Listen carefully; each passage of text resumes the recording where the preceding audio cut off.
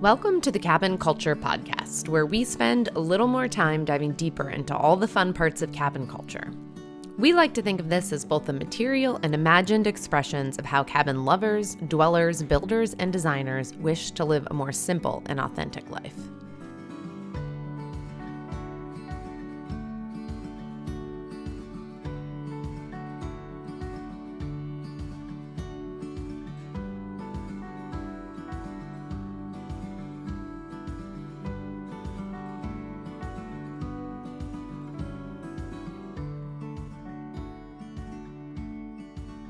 I'm so excited to chat with you. I was just texting Sean that I was really excited for this conversation. Cool. Probably because I've spent a part of today doing a deep dive on your Instagram and found a bunch of cool cabins along the way. Not that I haven't been on it before, but I went on all three of your Instagrams today. Unless there's more that are hiding there, but the three that I found, I Yeah, spent some time on. there's no more, but that is a deep dive, and it's very involved. To have that many, it's like almost psychotic behavior to have three Instagrams, right? I have five, so I'm not judging you. That was one of my questions was going to be like how you manage that, but we'll dive into that in a minute. This is Sean. Have you all met before?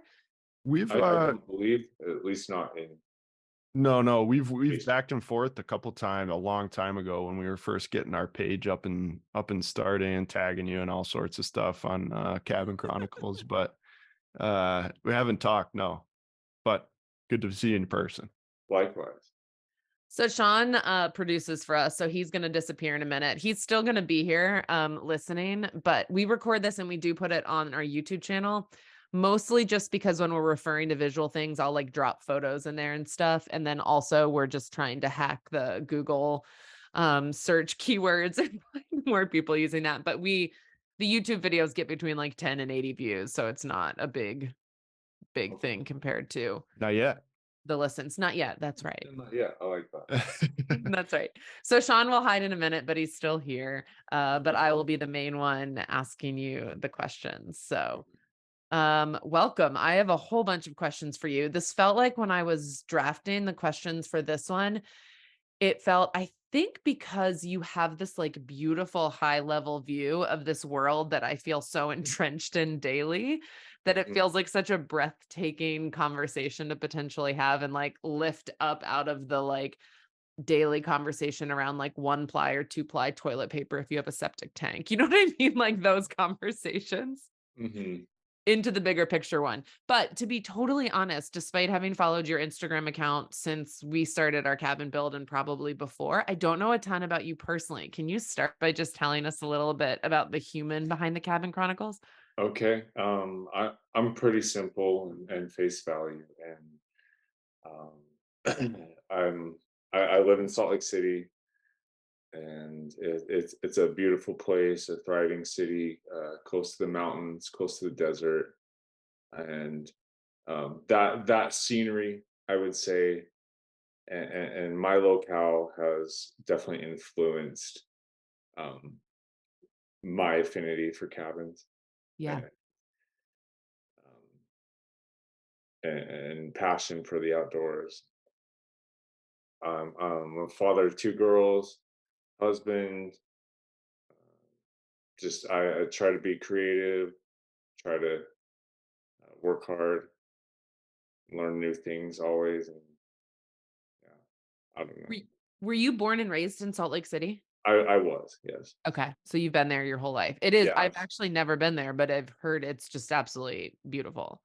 It's beautiful city, and being born and raised here, I've definitely seen it transform and have rude awakening moments where I realize it's not how it was 10 or so years ago, Yeah. and the boom it's receiving, especially in the tech industry. That's been really fun to watch happen, and also it's just kind of scary. Like it's just like wow, that it's becoming a big small city. Yeah. Yeah, that's a hard transition. Not when a big city becomes bigger or more popular, but when like a small-ish city, because I live in a smallish city, when it starts to really outgrow that phase, that's a big adjustment, I think, for the people who live there. It is. And like I said, it's just like moments where you're like, oh, this is, I'm in traffic, now to get to somewhere it used to take me no time at all. Like your car wouldn't even warm up. Now I'm waiting in a line. Like, Yeah. um, Yeah, not fun. So when you think back on how Salt Lake City introduced you to cabin culture, was it as a child? Did your family have a cabin? Did you travel to cabins? Like what was the place where it transitioned, not transition, but like went from loving being outside to cabins specifically? um, yeah, we always traveled for vacations and outings, and it wasn't theme parks and cities. It was exploring the West in a van with my family, and Mm. not van life culture, but we would just take road trips and Before it was trendy. yeah, and so uh, I remember being on a property of someone's cabin, and like they had a zip line, Mhm. and me and my brother were using it. I was like, how cool is this? This is someone gets to be here. I shouldn't be here. I'm not, that's, Yeah. but I just thought it was so quiet. And in middle school, in English class, I would write about cabins. And, Mm. and if that wasn't a sign of things to come, I don't know what was. But I love that because when I was in elementary school, I used to use graph paper and draw my dream cabin on it. I wasn't a writer, but I would definitely draw like, okay, I want the loft to be over here and I want the fireplace over here. yeah. And, um, somewhere along the lines of loving the outdoors, I also became passionate about the indoors too, and those type of things, and getting to design a house would always be cool, and mountains, and you can see the mountains, you get to be inside and be warm, explore the great indoors a little bit. So which one in your adult life, which one came first? The Cabin Chronicles or Cabin Tripping? The book. So Cabin Chronicles came first. The book Cabin Tripping, which I have right here, somewhat came prepared. I love it. I have a book and I have my coffee. So, um, You are prepared. yeah. So this was an offshoot of the Cabin Chronicles. This is a product of the Cabin Chronicles. I almost missed this opportunity. Uh, the publisher sent me a message in our DMs, and you know how if you don't follow someone, Yep. it goes into a different folder, Yep. and not that I don't check those, like I do, but I this that email sat, or that message sat, I think a month or so, and I just didn't recognize the person, and then I read the message like, looked up the publisher and Artisan Books, and sure enough, I've heard of their products, their books, and seen them on shelves. I was like, yeah, I'll do this. Like, Hell yeah. so um, The that danger of was, the hidden message on Instagram. yeah, and I'm so glad I read that. You get a lot of spam Yes. and And you fake get a lot of stuff. sales pitches. So it's easy to like, I browse through mine every day, the ones that are like requests, but I can usually tell by the first two lines if it's like a pitch for something. So I usually ignore them, but I've almost missed a couple later turned out to be important ones for the same reason. Cause I was like, oh, this sounds salesy. So I'm glad you eventually found that one. Okay. I'm going to start with the Cabin Chronicles since that's where it started for you. But you're a photographer. Do you do that professionally? I would call it semi-professional, and I don't pursue a lot of opportunities such as taking family portraits or that kind of thing. It's usually kind of what comes into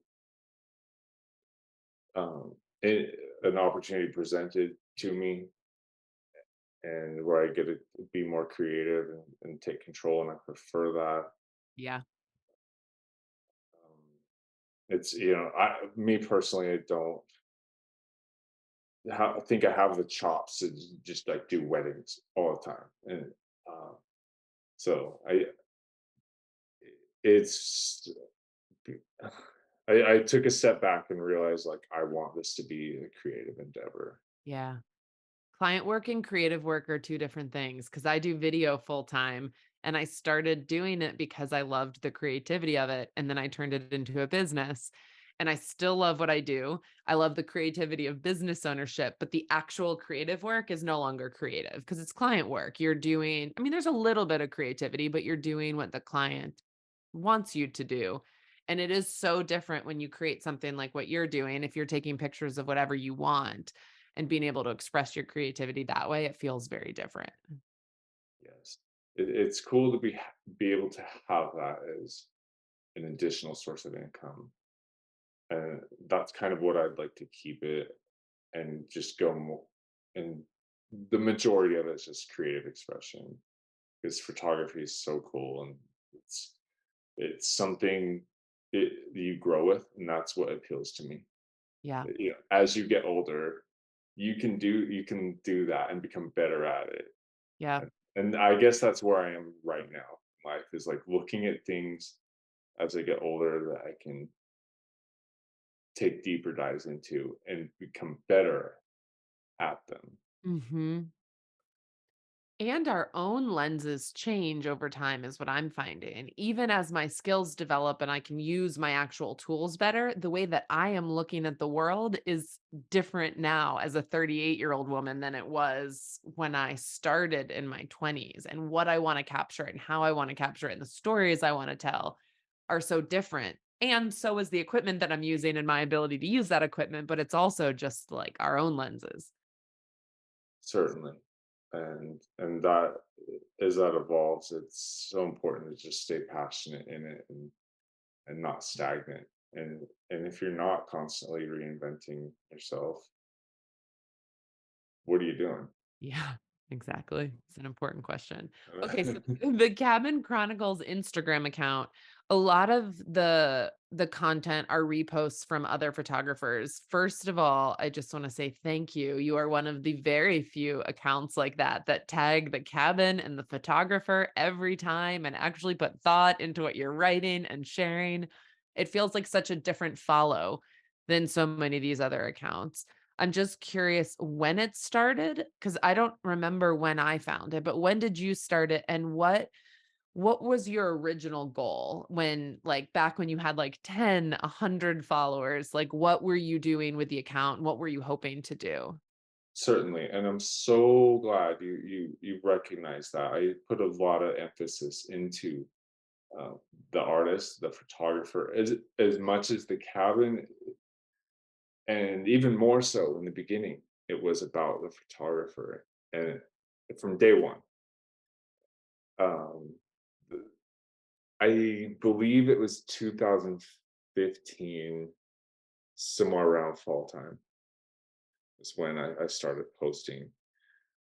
Um, Is that when you got the name as well? Or had you gotten the name earlier and were like hanging on to it and then finally started something? I had a surplus of cabin pictures on my phone, and basically the Cabin Chronicles was just a place where I could keep them without Yeah, bogging down my phone, and that's what it became. It was just like storage almost. And that's but so over time, it developed into like, hey, here's a name I keep recognizing. This guy, and he takes really good cabin photos, and so we start uh, just snowballing these relationships.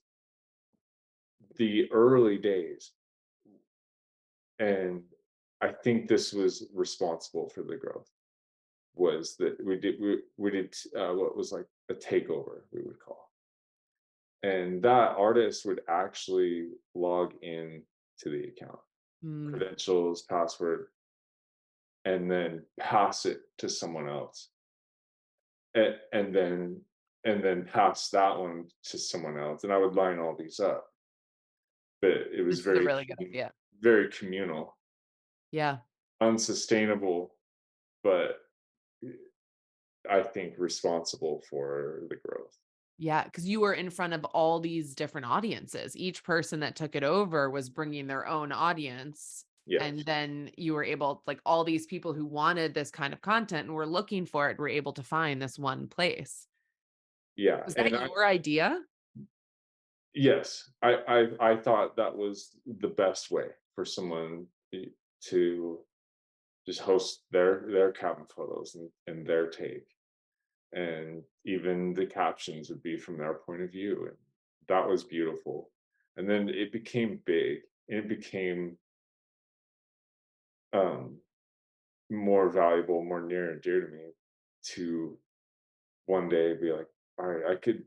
This is a risky behavior though because I could lose this account this way, Yeah.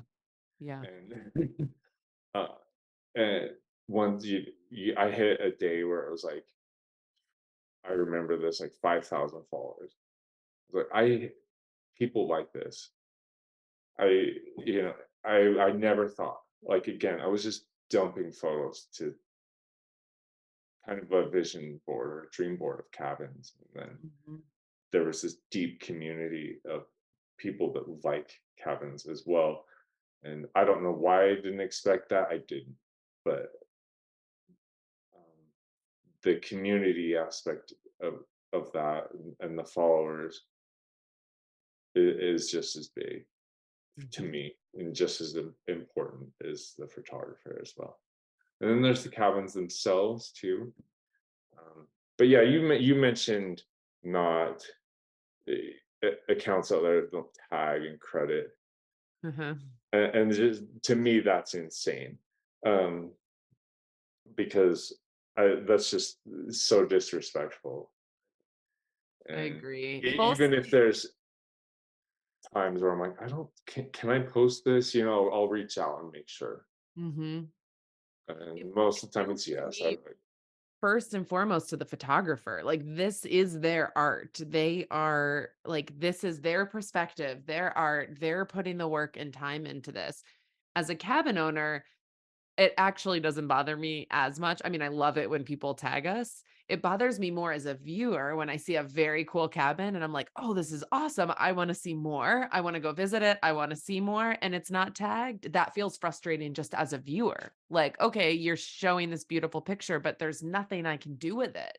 And so for that reason alone, I feel like they should be more careful to tag because I feel like it gives the viewer a different experience. And that's what I'm curious about from your perspective.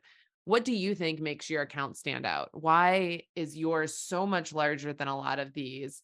And how do you think it differentiates itself? I don't know the answer to that question. I guess I spend a lot of time curating, and I'm mindful of, forgive me, I'm mindful of the locations as well. Or am I spamming the Northeast like way too much? I need Mm, probably I need to like, look at geographically other locations and spread out. More so now, the cabins posted in the content are rentals, are the Airbnbs. But it doesn't have to be that way. And it wasn't always. And sometimes they were just, cabins with no information attached. mhm, And it's just a hut in the woods. And there's no way to book this cabin. And it's just about the photo and the photographer. mhm. Um, Now the page is kind of graduated to most of these are rentals, and that's what value the page brings to people is they can bookmark it and go here. Isn't if there that makes something sense. beautiful though? Because I understand why that migration happened. And even what I just said to you about like it gets frustrating for me as a viewer because I can't find them. But isn't there actually something beautiful about just enjoying it for what it is? I feel like it's very, I don't know if it's American or capitalist or what it is, but that you see something beautiful and your first next question, which I see in my DMs all the time, is how do I buy this? How do I build this? How do I get one for myself? Right? Like Uh-huh. that's our Yes. first reaction instead of just like, look at this beautiful hut in the woods. I will never go there. There are no plans for it. I'm just going to enjoy it for what it is. Yeah, and that's I think Instagram had more of that in those early days. It was just Yeah. like a photo sharing service, and the creator, the original creator of Instagram, has said the site, the app has lost its soul. And Oh. those are coming from him. Those are big words, and Do I you feel hear that that. way? I see that, and I'm like, okay, have I lost my soul? Like, I don't know. I, um, I don't think so. I just continue to post cabins, and I guess maybe going back to your question about standing out is just I might be able to point that to consistency. It's just always looking. I mean, I think I'm going on 6 years, if I'm not mistaken. Maybe someone can check that. But um,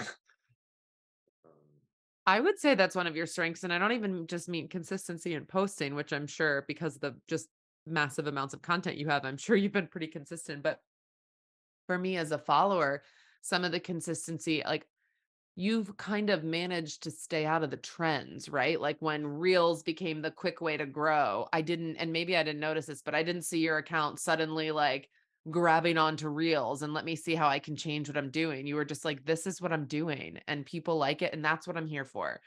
And you just kind of stuck with what you had been doing. And it didn't seem like that mhm. you lost any steam while the rest of us were out there like, okay, got to make reels, got to do this, got to do that. Yeah, and I'm certainly not immune to reels, and I'm not immune to the effects on growth that has on me not posting them, because I know I'd be getting more shares. Reels get these impulse shares, Mhm. and you've seen outdoor pages just migrate to all reels. Mhm. And I I love them.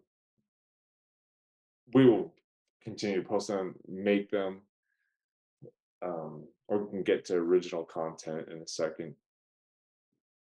But a static photo has always told 1,000 words, and that is always going to be true.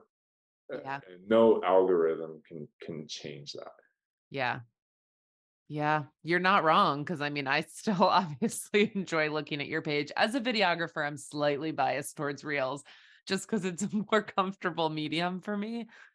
But I really value accounts that seem to know who they are and what they're doing and what they're contributing to the space.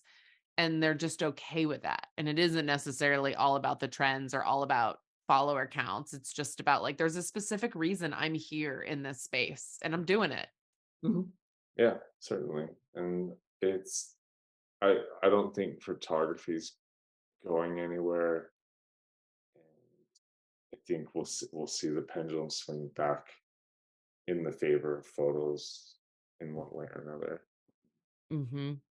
What advice, as someone who's spent a decent amount of time on Instagram in specifically the cabin space, we get asked this question all the time in our DMs and everywhere, emails like, how do I grow an Instagram account? What advice would you have? Not necessarily for growing an Instagram account. I like to phrase it more about what advice would you have for cabin owners looking to use Instagram or social media to market their cabin? So not just to like grow a following, but specifically to fill their rentals in a way that Airbnb isn't doing. Do you have any advice for what they should be thinking about or doing? I would definitely get a solid photo and video package and be able to send those out to people because I get messages from cabins that want to be featured, and I feel like I can't because of photos with that aren't sharp quality or have bad lighting. It's really important to get someone good in there and just shoot your cabin. Yeah. And That's the even, first question I ask is let's see your media. yeah. Okay, so if they wanted to be featured on something like your account, that's a really good point. I'm thinking just for marketing, but you are a marketing channel essentially for these cabins, but without good photos and videos.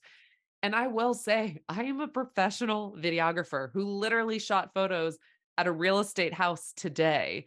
And I don't shoot my own cabin very much. I have paid a lot of professional photographers to come in because it does feel like it is a very unique skill set to be able to capture not even just real estate, but cabins in particular and understand how to edit those photos and what to capture and how to capture it. It is a really unique skill set. Who are some of your favorite photographers? Oh, let's see. I have to go with Chris Daniels, Dirt and Glass. I like Levi Kelly. Calvin Dempsey was. Uh, I think in the beginning days we really kind of leaned on each other for growth. Um, He was one of the first YouTubers in the cabin space, I feel like. yeah, That and right? he's still making awesome long form video Yeah, content they're beautiful. and just really unique, really authentic, and just so real. Yeah. So if you could connect us to him, he is on our list of dream podcast guests. Okay, all right. I will follow up with you about that later, but he is on our like top 3. Like, how do we get them on here? Okay, yeah, I could reach out. He stayed on my couch, so he owes me a favor, I love it. and he can do that. That's amazing. Okay, that's actually really interesting. Okay, wait. Are there any other photographers you want to add? I did not mean to cut you Oh off. man, I could go on. Um, because doing this to me has inspired me to take photos. I wasn't always like trying to take photos and learn photography, and as I was curating these photos, I became in love with the photography aspect and was like, I have to pick up a camera and try to do this myself. So And do you photograph cabins? I do, but not at the level of some of the people that are constantly featured. So I'm not going to put myself out there like that. But I'm just uh, I'm learning and always being inspired from those people. There's probably too many to name, but Okay, so then I think my next question, since you mentioned him sleeping on your couch, how has this Instagram account helped you build community and real human relationships with other people in the cabin space? I definitely there have been people be like, hey, they'll message me and you live in Utah, right? Yeah, I'm coming by and we'll meet up and either be able to get coffee or go do something outside or go shoot some cabins or something like that. Other than that, I'm pretty just kind of private and kind of busy, but Yeah. I'm open to meet up with anyone. So, It's been interesting to me. That was the unexpected. I started the Instagram account for our cabin, to be totally honest, to document and share with family and friends and to hopefully fill the off season. So I was like, if we can get a couple thousand followers who know we're here and want to stay in the off season, that would be great. And was blown away during COVID by how much it removed my isolation, that I was documenting this build every day and hearing from all these people. And as an extrovert, like what that community was like, and became such a big part of it early on, the relationships I was able to build. And then now that the build's done, having like cabin friends, because like in my real life, none of my friends own cabins, right? So having cabin friends that you can like reach out to and have relationships with in this like totally different world I'm just curious if that expanded your cabin network at all. Yeah, it certainly did, and COVID, that was an interesting time for me because this page is based off of travel, essentially, and and to be able to put stuff out there like that is fun, and everyone loves it, and until travel's banned Mm, and looked down upon, and we would post these stories of trips to a cabin in California during COVID. And started getting nasty messages and comments really? like that, anywhere from I was just being tone deaf to what was going on at the time, as COVID was spreading and these towns were shutting down and stuff, to uh, I'm responsible for deaths in a mountain city because I'm promoting travel here. Like people told me that in a message of like I'm pretty sure I'm not responsible for anyone's death. Right. Because it's interesting how it changed then only a couple months. Like our cabin community, where my first cabin is, was totally shut down for 2 months. So no one was allowed to come in. We lost all revenue. Like it was a big deal. And then 2 months after that, it opened back up and it was the busiest 12 months we've ever had at the cabin because people couldn't go anywhere else. So it's interesting that there were these attacks when very quickly cabins became the preferred destination for most people, or for a lot of people anyway, who were traveling because of the isolation. This is something we can do without putting people at risk. You noticed a kind of a switch, like a definite time where that all shifted. Oh, yeah. I Okay. think we just talked about this on the last podcast, but I think cabin owners, and I don't want to be like the predictor of bad times, but I so many people bought or built cabins during COVID and had a great first year, and I think are in for an interesting awakening in the next couple years because what I saw pre-COVID looked very different. Now, granted, that cabin is in a very saturated market, but looked very different than what we saw in the last year when you couldn't travel internationally. It might not change. I hope it doesn't for everyone's sake, but I do think that was a very unique period of time where this was a form of travel that we could do guilt-free and get away from our homes where we were spending all of our time and not endanger anyone.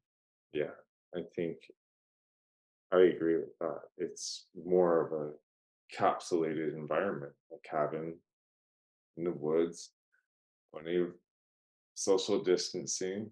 Yeah, I haven't said those two words together in a long time, but I know, thank God. I'm like, can we put that all behind us, I please? know, I know. Okay, let's move on to the next thing then. All right. I wanna spend at least half of our time talking about cabin tripping, Okay. but before we get there, I just have a quick question that everybody asks. In what way are you affiliated with the TV show, The Cabin Chronicles? It's I am affiliated. I am sort of a consultant, kind of pointing that creative team, filmers, producers, in the right direction of the cabins, and they'll even we'll conversate and meet. Like, we want to focus on this area, and it's harder than just pointing out rentals because those a lot of those cabins are just private owners, not for rent. I know, which I love about the series. Like, my favorite one ever in season 1 is the artist cabin Yes. that she built, and her dad was an artist, and it's just, like, so unique, and the pull down windows and, like, everything, and I love that that's not a rental. You can't go there. That is hers. That is, like, Hmm. I think that's really cool. So I'm not responsible for selecting all of them, but that's kind of what they brought me on for, and they liked the name too, and It fits that show perfectly. it was just cool. I was familiar with Magnolia, like Joanna Gaines asked for this by name, like she wanted Does she that. follow you on Instagram? Yes, and I know I was like, wait, really cool, and that became something she wanted the cat like the show to be an offshoot of what was kind of already going on. Yeah. So Okay, I'm and gonna have to edit this part out, but are you to thank for getting us on season 3 of the Cabin Chronicles? Did you point I them in our direction? I think I pointed you guys out. I don't know for sure if, Okay, well then I owe you a big thank you. but I just dropped a bunch of cabins in certain areas. Yeah. Yeah. Well, thank you. And I would put you guys, if you're still editing this out, but like I would put you guys in another book, which is on my list too. Awesome. Oh, yay. I remember the first time you ever posted one of our photos. It was Pete Curiel. I think that's how you say his name, who is like, Yeah. I like love him so much. He literally produces my favorite pictures of our cabin. That was the first picture you ever posted of our cabin. And I remember we were in the living room when all of a sudden we had been watching the first 2 series of the Cabin Chronicles, and Sean leaned over and goes, "How do we get on it?" And I was like, "Don't talk about it. Don't talk about it. This is like not something we can talk about." Uh-huh. And then it was only a couple days later that you posted a picture and we both flipped our shit because we didn't know the relation to the show. And Sean was like, "Oh my God, it's happening." And he got so excited. And then when That's they so actually cool. reached out, it was a while later and I didn't know if they were connected or not. But that was like his dream come true. Um, anyway, thank you. Yeah, of course. It's my pleasure. Right? Okay, let's talk about your book. How did you approach this? So you told us that it started with a publisher coming into your DMs and you found it a month late. But this feels like a very daunting task with all of the great cabins you'd captured, all of the photos. Like, what did that process look like from, okay, publisher wants to publish this to then what did that curating, the whole process look like? um, the format of the book kind of changed twice on me as it was going on, and Oh, wow. That sounds tricky. it became, uh, it had a shift of air. It was like almost like activities was the original premise. Where can we go do this in these cabins? And then ultimately we went with regions, or sort of, it's how it's broken down between water and desert and Mhm. forest, and those building blocks seem really simple, a good place to go off of. Yep. Um, And then did you photograph them for the book or were you using photos that you already had of cabins? How did that work? I do have some of my own photos in there from a cabin in Utah, and most of them, the other photos were sourced from photographers. Did you have to reach out to like all those photographers and like get permission, signed forms from all of them, agreement? Yes, photographers and cabins, Okay. and that was a lot of work. I bet. Just It was even finding emails or getting into their DMs, although it's probably easier for you to slide into their DMs. I don't know. I had just, I think, just as much trouble as anyone else, kind of Wow. wrangling these permissions, and yeah, had multiple avenues of kind of selecting, and not all of them came from Instagram, and so some of them I found in magazines and books, and eh, like Airbnb website, and that was tough because all my messages would get flagged on Airbnb. It was, Yep. uh, if you try to do business from there, they don't like you very much. But Nope. it's um, but yeah, doing the book was a tough task, and at times it just felt, can I pull this off? Can I? Yeah. This is much more of a task than I thought it would be. And it was still during COVID. Like it was that was going on. I was like, is it smart to release a travel book right now? Like, what are things going to be like when this book comes out? When And did it come out? It was well enough after the shutdown, wasn't it? yeah, so the book was made during the shutdown, all the lockdowns, quarantine. That's what I did. This, I guess you can call that my quarantine project, What a good project. and and it was tough. It was trying, and I learned so many life lessons from making it. I'm gonna hold it up here, but Yeah, please so, do. What was the um, biggest lesson you learned while making it? consistency is key. Again, I know we talked about that, but and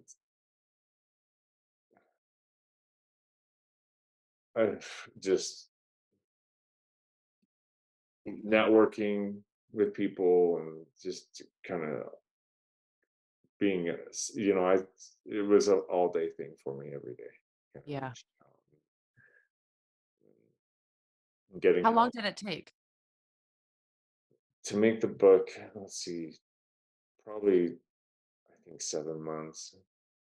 All day, every day, like, that's what you were I doing? mean, I would take, sometimes it'd be like I'm burned out. Yeah. Can you hold it But up one more time? oh Can you yes, hold the book up one more time? How did you pick the picture that's on the cover? And how many finalists did you have for the cover photo? That seems like the most daunting task of a book like this one, built on photography and beautiful cabins. certainly. So we had a cover, a different one, and it was very close to publishing date when the cabin on the cover um, sold and was no longer a rental and became a private property. And so I was scrambling. I was like, the cover is very important.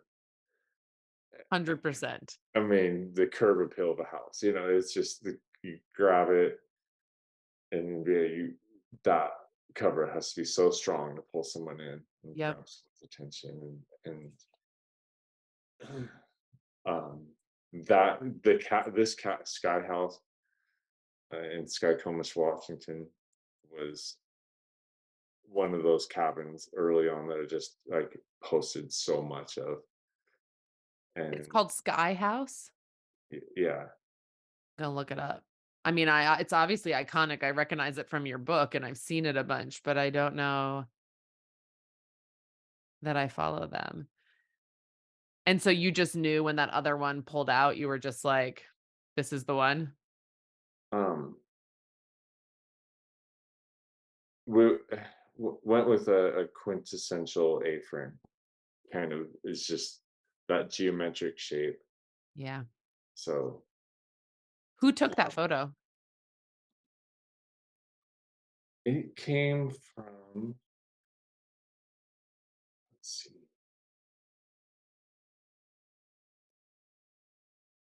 Sky Cabin. Sorry, Thai River. Can we edit this part out? Sure. Can we edit like the last like few minutes? Yeah. Because um because the Thai House and Sky House are the names of Okay, the. so this one is the Thai house or the Sky House? Let's see, I think this is um I get confused because they have two on the property or three now. It's in Washington? Yeah, Sky Haus Skyhaus. and Thai House Tye. Hus? Haus? Yeah. Oh, yeah, the River Cabin Thai River Cabin Co.? Oh, Yes. yeah.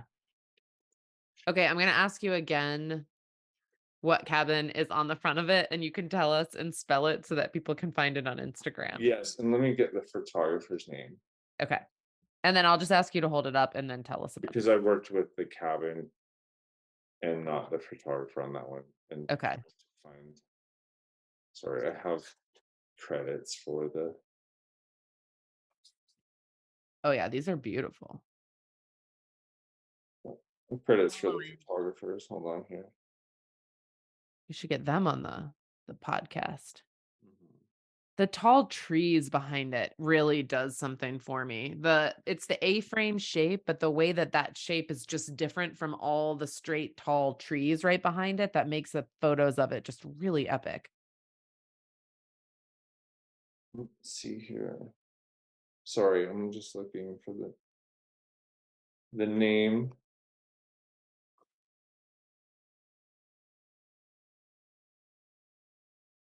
61, 62. I haven't noticed it here. I'll go back and answer that again. Okay. We can go back to it later. Um, I'd love for you to do a little more selling of this book. okay, I can do Because I that. do just really think that this is something that all of our listeners, if they don't know about it, would be interested in.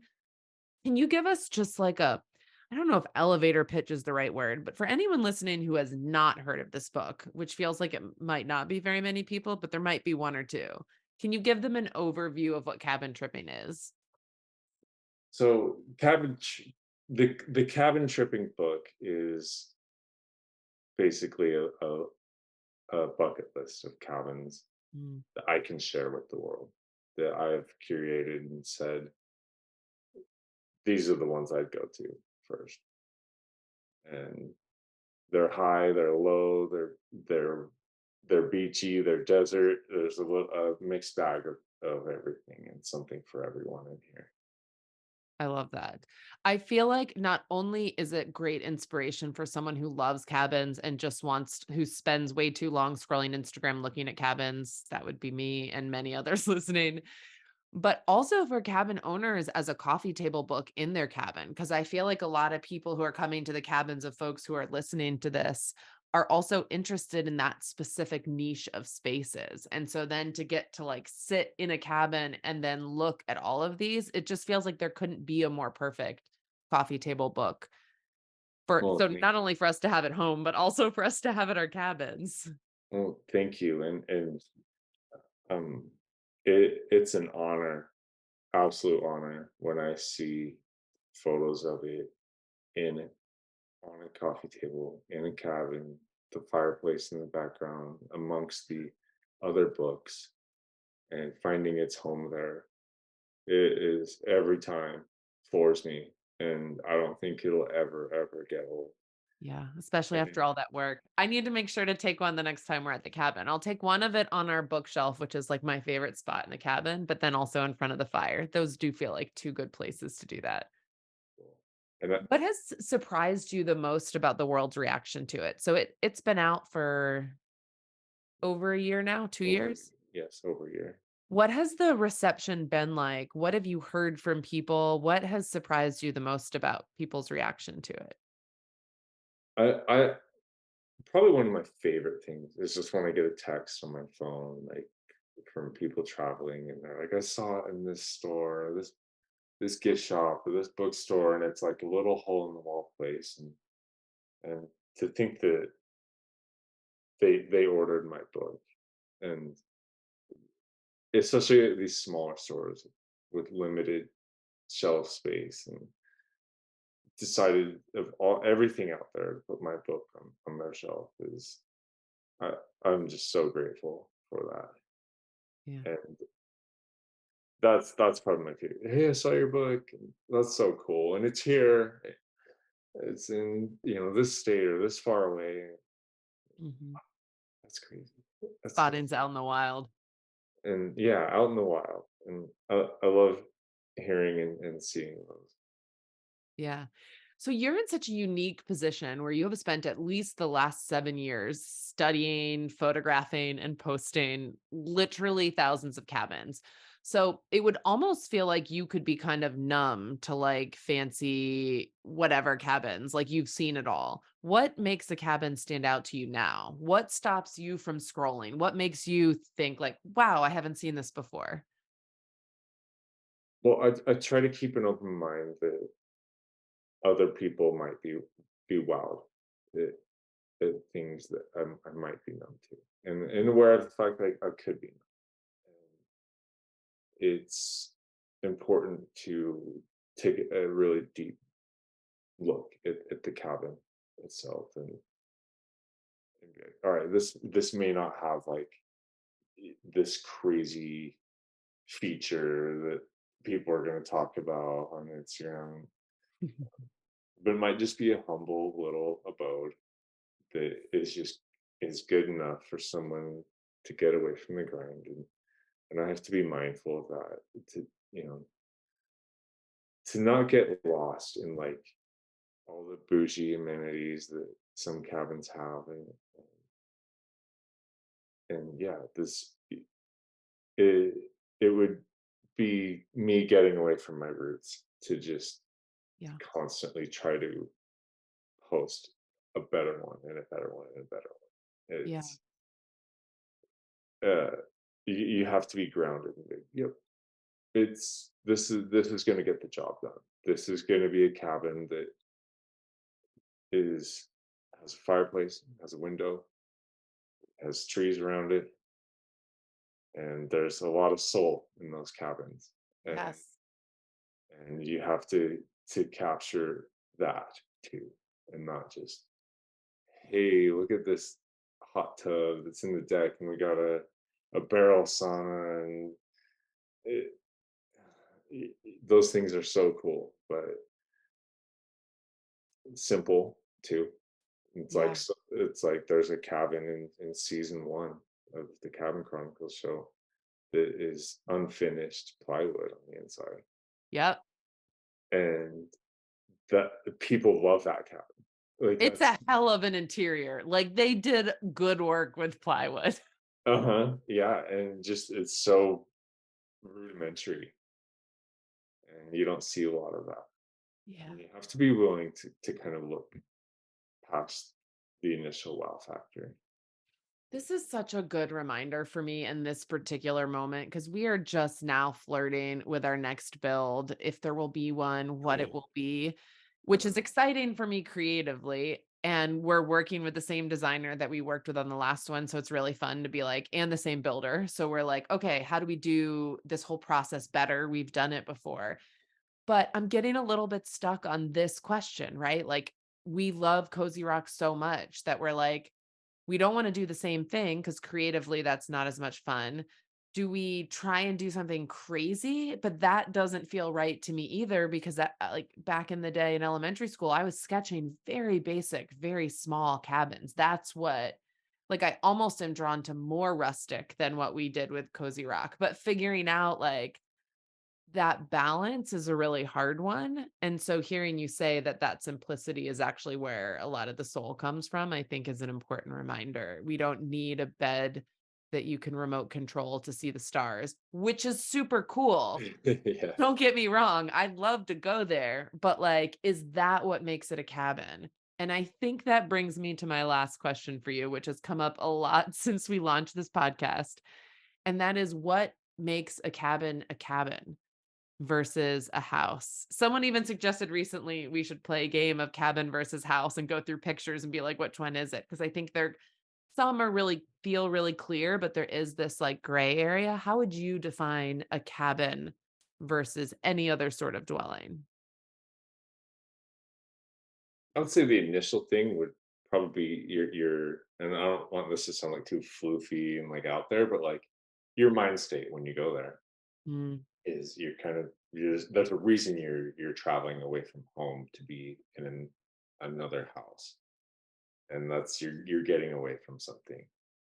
So I think this is where simplicity comes into play. mhm. It's maybe the cabin is stripped down. Um, there's a cabin in Tennessee. I forget the name of it. I apologize, but there's an area where like a sitting area. It's like almost like where a TV would be, but there's not. And it's just couches, and it's just all the couches face inward in the seating, and this is where conversations happen in Yeah. this little spot, and I think that's super cool. So a cabin, I don't think it necessarily comes down to size or anything. It's maybe the style of the build.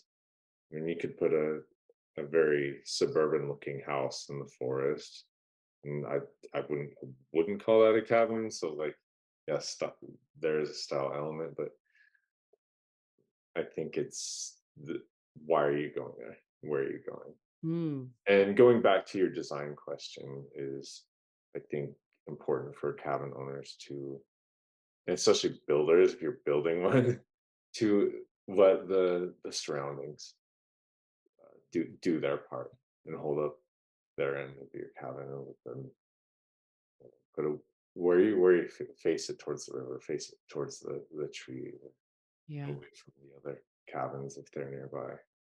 Yeah. So So does this mean, my only follow-up question, I love what you said, but does this mean one cannot live in a cabin full time because the state of mind is about escaping that everyday life? This is a question I've asked myself about cabins. Can you live in a full-time cabin? Or does that by definition not make it a cabin? let's see. Home is where the heart is, I guess, and I guess that would be your home. uh, But it'd be like people would refer to you as that hermit living in a cabin in the woods. That's um, It is a different identity when you live there full time. That's yeah. for sure. um, whether it's just yourself or whether you're sharing it with other people, I think it's going to be a special place and a cabin for sure, especially if it's in A-frame, kind of just blending in, or I don't know if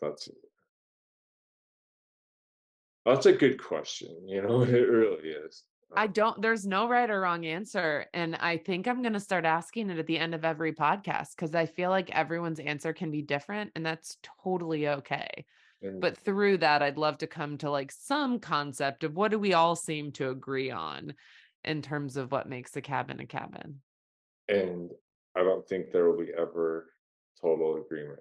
And I've had comments on my page like, "So this is what we're passing off as cabin now, or something." Some Word. smart comment. I'm like, I guess so. I don't know. Like, you tell me, man. I don't know. And I get questions on tiny house versus cabin. Like, Yes. what's the difference? I'm like, I couldn't answer it right away. I'm like, smaller. When does a tiny house become too big that it's not a tiny Mhm. house? And People it's get mad on Instagram a lot when our cabin is posted on tiny house repost accounts. When they tag us and I can see what's going on, always they're angry people. This is not a tiny house. And people get very, there is a lot of, and I understand this, right? If you are building or living in, I think a tiny house is technically like 200 square feet or something or smaller. oh, is it? I didn't know. It might be a little bit bigger, but I can understand if I was a designer and designed this really functional house in only 200 square feet. Yeah. If someone tried to pass off their 800 square foot cabin as a tiny house, I That's a might get little upset much. Yeah. too. Yeah. Cause it is an art form almost to be able to do so much with such little space. And when you expand the space, there's just less forced creativity. Although 800 square feet is still relatively small compared to most houses that are like 2,000 square feet. But Mm. anyway, thank you for sharing. I think a good add-on product for you in the future could be the cabin or house card game.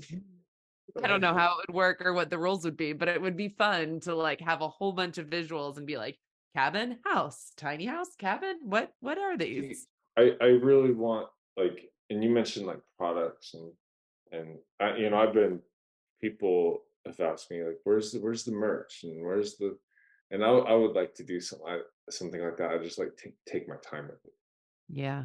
like something like a book, and and those tangible things are important because no one now no one can take this away from Yeah. It's a hardcover. It's in print. I can touch it, feel it, smell it, Right. pass it on. It can't be deleted. That's right. Someone once told me that there are two ways to leave a legacy: to have kids and to write a book. Oh, And you, that's my friend, have done both of I've them. done I both. have done none. So I need And to get on that, but you are killing it. well, okay, I came when I was writing the book too. Um, the account got hacked and deleted during that time. The Cabin Chronicles account did? Say what? The Cabin Chronicles account did? Yeah, it got wiped from the face of the internet, and Did you get it back or have you rebuilt it since then? I was able to recover it. Oh, thank God. And there's a lot of accounts that just fall into an abyss at that point. Like getting a hold of someone at Facebook or Meta Mhm. is pretty much impossible. You you submit some form that just goes into this abyss of nothingness, and it was hacked, and it was actually being held at ransom. Really? Did you find out who Yes. did it? I never found out who they were in a foreign country, and not only did they delete the account, but they actually like scrambled the name, like the words were out of uh, order, and letters were all changed, and then they deleted it. So like even on the back end of like Instagram, it would be hard for someone there to find it. And I was able to kind of go back and see, I don't know, like a photo I saved from my personal account. Boom, there it is. Like I found the weird handle now, and if I didn't have that, but it took a couple weeks too. So you cracked the code. Well, I didn't. I just found like the handle that they changed it to, and they were demanding like all this money and like Bitcoin, and I was like, wait a minute, this doesn't. Even if I pay them, they're not going to. Right. Um, fortunate, and I was like, well, how do I market my book now and everything? Like, Oh, I can't imagine how that must have felt. What oh, was the moment where you realized it happened? You just went to, like, log into Instagram as normal and it wouldn't let you in, or what happened? it wasn't even there. Like, it was just, yeah, it was like account suspended, account deleted, something. I couldn't recover it. Did you start crying or pass out, or, like, My what did you do? my face went pale, my stomach dropped because that's a lot of work over the years, and and not just me, but what it means to like my followers Yeah, and all those photographers and everyone else that's put in their time and hard work to make this happen, because it's certainly not all me. I can't take credit for that, but like it was so scary. Like getting I can. hacked is was no fun. And So wait, did Joanna Gaines come to the rescue? my my publisher helped out. I it's I Artisan Books knew someone at Facebook that was able to kind of get in there and help recover. If not, I think I'd be on that long list of accounts that just got hacked and deleted and fell into that ether. But yeah, Well, I think I speak on behalf of all of us when I say we're very grateful you're back. and in that moment though, I realized like, all right, it's I gotta if if this is any sort of legacy, uh, I gotta take it away from the internet. Yep. And that's kind of where my mind is with it now. Is like I I love the Cabin Chronicles, and I want it to be so much more than just scrolling, just something you see on an app every day. Yeah. I want it to be books and projects like the show and things that don't go away Yeah. and that can't be taken away from you. I love That's this so much. that's the direction I want to take it. So what can we expect to see next from you? And where can people find you in case they don't know where to find you? This is your chance to like plug all the things where they buy your book. Do you have a website? Where do they find all this? There's a website called IndieBound, which is awesome because they allow you to buy the book online, but from an independent retailer in your area. And even if that bookstore doesn't carry it, they can get it in. And that little independent store will get um, the credit for the sell and everything. So I love that so much. I went to our local bookstore in Freeport to get my copy along with Cabin Porn, which I put as our coffee table books in the cabin.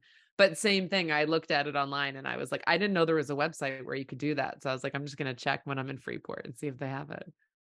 yeah, that's really cool. So I would ask for it in a store, and if not, go down that avenue. Yeah. It was so great to meet you. Likewise, and it's crazy. I'm not really good at these type of things, but I thought you did great. It was so okay. interesting. There's so many people who follow you, and I don't think we haven't seen the human behind it very often. So it was really cool to see you and meet you, but also I think folks will really appreciate hearing from you and learning a bit more. Yeah. Well, I definitely try to you know take the focus off of me too, and just kind of make it about the cabins, make it about the photography behind it, and inspire travel, inspire people to get away and, and be with loved ones in a cabin, in the woods. Yeah. The best place to be with loved ones in my opinion. Yes, definitely. Sean, did I miss anything? Is there anything we should have talked about that I didn't ask about? No, I think you guys killed it. Who knew Cool. that Joanna Gaines was one of your followers? Who was your first celebrity follower? The first one where you were like, "Holy shit."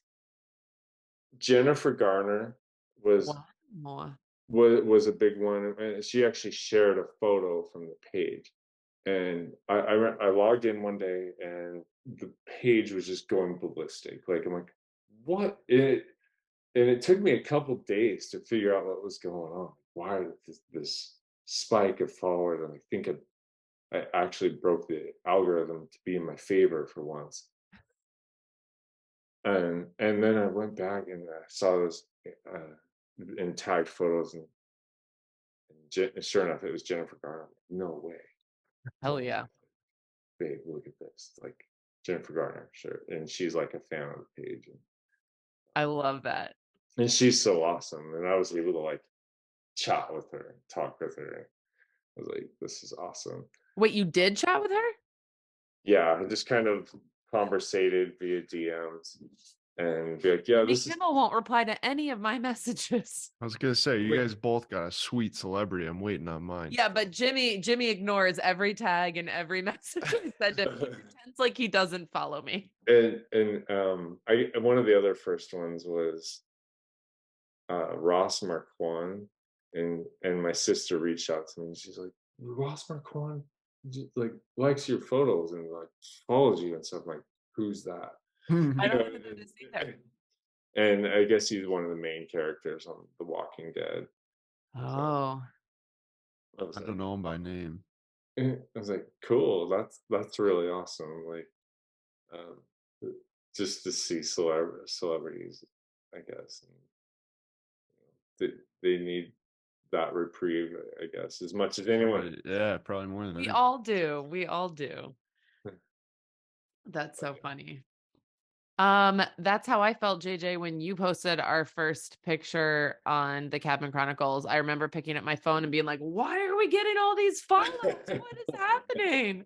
And then we were Well, like, I just remember seeing your place and falling in love with it. hmm.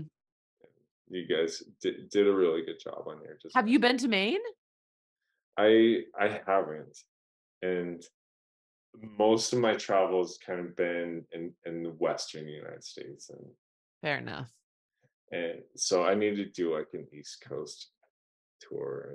If you ever want to bring the family to Maine, let me know, especially during the summer, because we have a lake house 2 hours north of Cozy Rock. It's not as cute, but it's nicely designed, but it's the best location.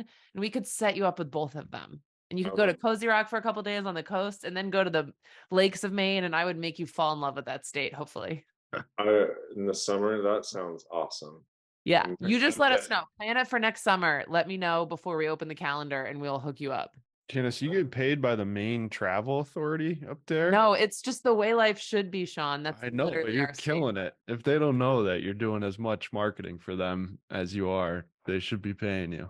Thank you. I'm gonna put this in the podcast as an ad, and I'm gonna do a little isn't Maine one of the states that it kind of has a fluctuating population? It's not like everyone else is constantly up there.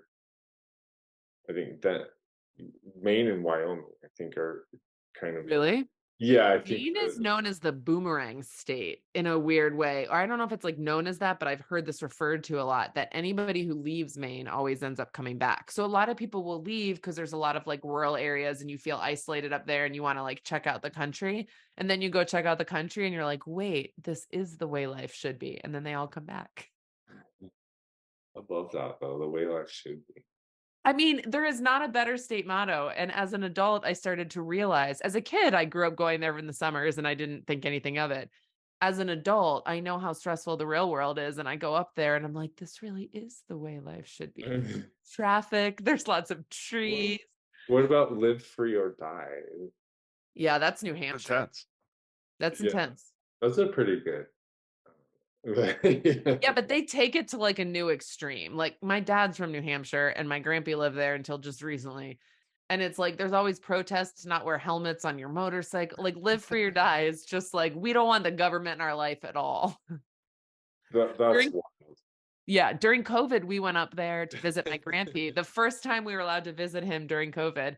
And we're of course still wearing our masks and we go to a seafood counter to like order food and we're outside. And the lady looks at my husband, Sean, and goes, honey, you're in New Hampshire. You can take that mask off. And we were like, there are not vaccines yet. Like, we're not taking the masks off. And Yeah. she was just like, you're in New Hampshire. Don't worry about it here. Okay. They're so intense down there, up there, whatever. Yeah. I would love Maine though. And the Portland airport. I'll take you up on that. Please do. The last plug is that the Portland airport is like small and wonderful. You never wait more than like, I literally get to the airport 5 minutes before boarding time every time. It's just so easy. And if you need to rent a car, you don't have to take a shuttle anywhere. You just like walk outside the airport. You don't even wait in line and it's like right there. It's Just take anyone's car. It's so That's friendly. Everyone just Yeah, leaves it on. keys are in it. Bring it back. Keys are in it. Just We trustworthy trust you. Mainers. That's really cool. It is just very easy. If you're flying there, it's just very easy to like get around and it's not stressful. There's this corridor in the Salt Lake International Airport that is just so long, and like, Really? and you get tired. How do they expect like elderly or injured people to walk this? This thing is crazy long. Like it's The little insane. carts are for. Yeah, it's no fun. I hope they can fix whatever's going on. But Well, you won't run into that in the Portland, Maine airport. I will, The way life should be. I will fly there. I'll take you up on that. That sounds Okay, you just hit me up and let me know. We would love to have you. Thank you. I appreciate We don't have a cool airport, but we'll definitely have you through too. that. I'm like going to your place next year. It's on my bucket list, Sean, because I want to go Yeah. skiing with my nephews. I'm taking them there. We're doing it. Okay, I've taken enough of all of your time, but thank you so much for doing this. I hope it gives you what you need. It was great. It was fun, and that's my number one goal. I really enjoyed meeting you and learning more about what you're doing. So thank you. Yeah. I was like, going on a podcast. Cool. We're going to talk about ice baths and like. It's a trendy thing right now for sure. Should we have talked about that, Sean? Should I be asking people about ice baths? I might Yeah, put one ice in the cabin. baths. And what else is they always talk about? Like, I don't know, macronutrition or something. I don't know. I know nothing about either of these. They both sound miserable. Mhm. I'm gonna go make some popcorn and drink some more wine. That doesn't sound nearly as healthy, but Sounds good. it was great to meet you. Likewise. Nice Thank meeting you, man. guys. I appreciate it. Have a Bye. good one. All right. Bye.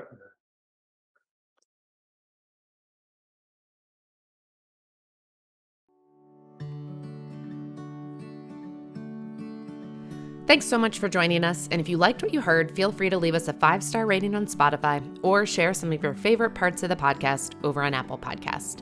If you have feedback or suggestions for the future, you can always find us on Instagram at Cozy Rock Cabin and The Chalet Frame, spelled the CHALA frame. Looking forward to next week.